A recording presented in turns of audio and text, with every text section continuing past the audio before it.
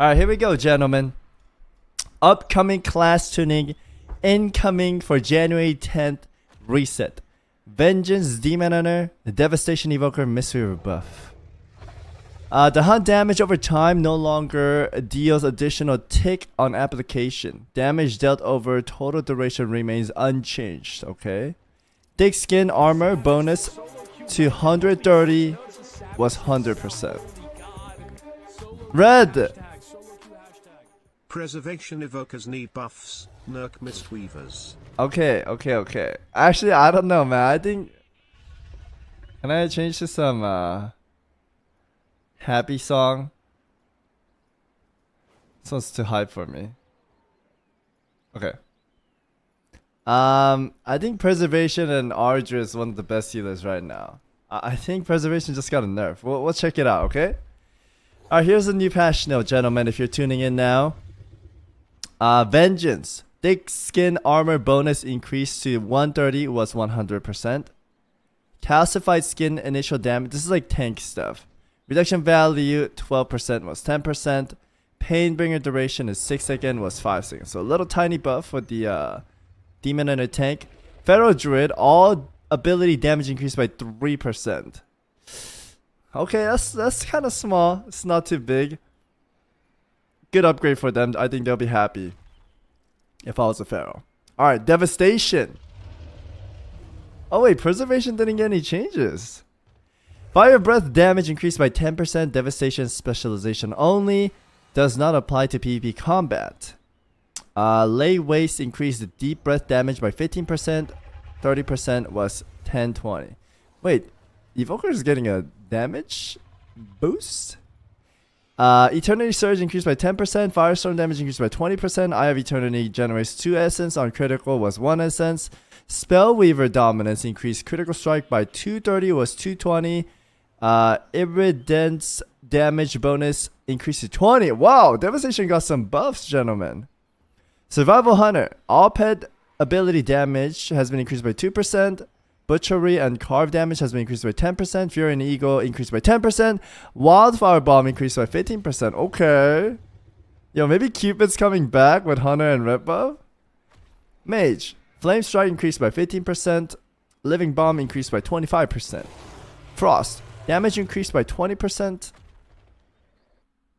Sorry, I hate hearing these dragons scream. Ray of Frost damage increased by 40%. Glacial Spike damage increased by 10%. Big damn. Brewmaster. Efficiency of Stagger against magical damage increased by 45%.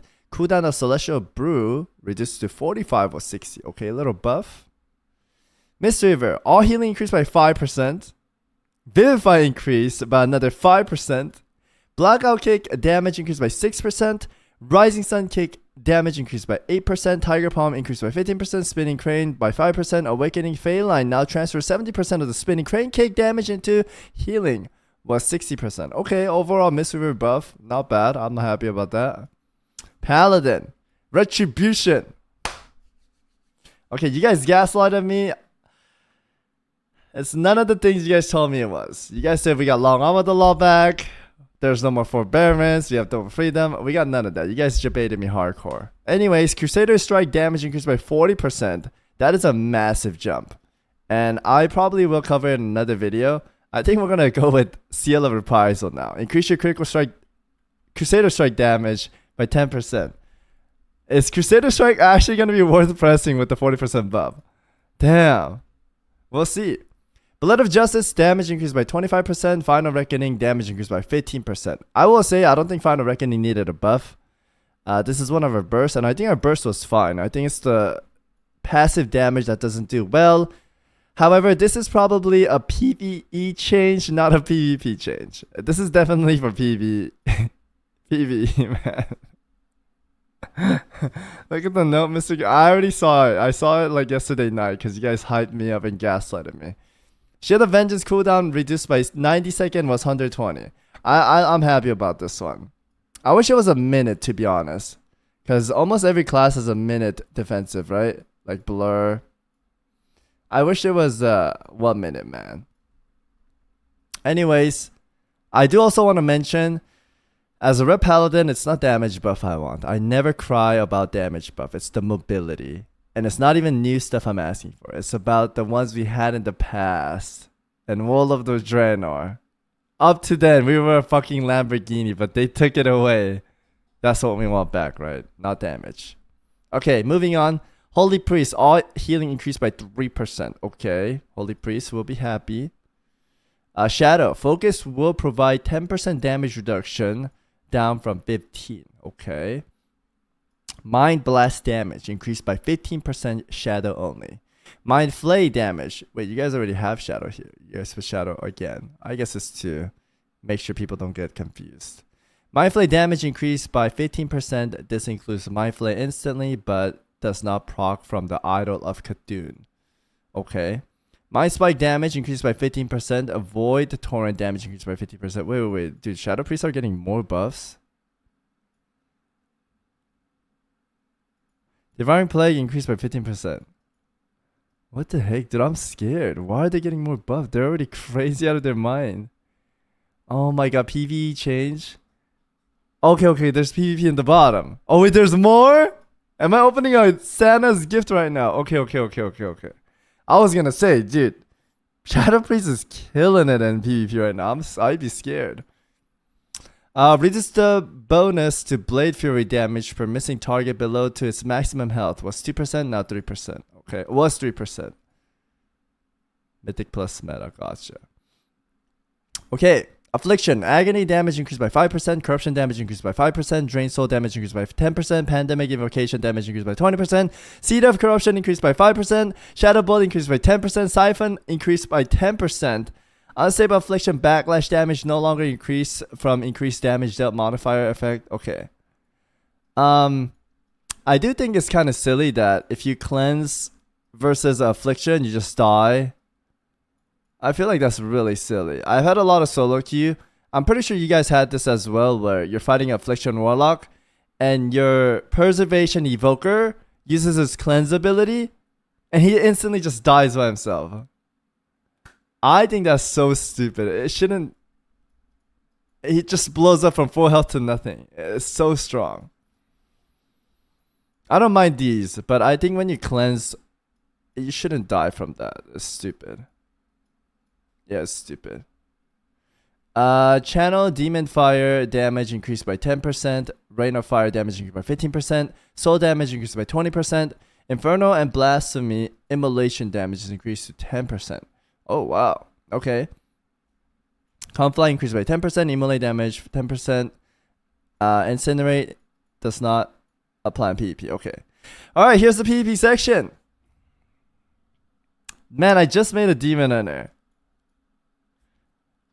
Soul Rendering Leech bonus is reduced by 40% in PvP combat. Glimpse damage reduction reduced to 35 was 75. Oh my lord.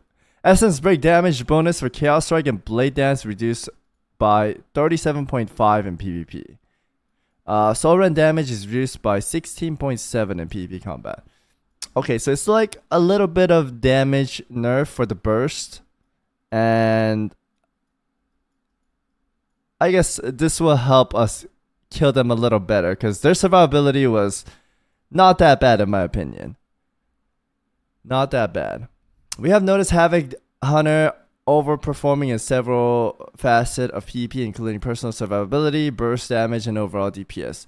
We're taking action to reduce their effectiveness in this area while aiming to keep them competitive. Yeah, I think this is okay. I don't think it completely kills the class. You still have everything.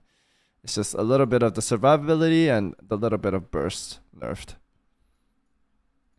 Preservation. Energy loop mana regeneration is reduced by 25% in PvP combat. Okay, nothing really changed for them then.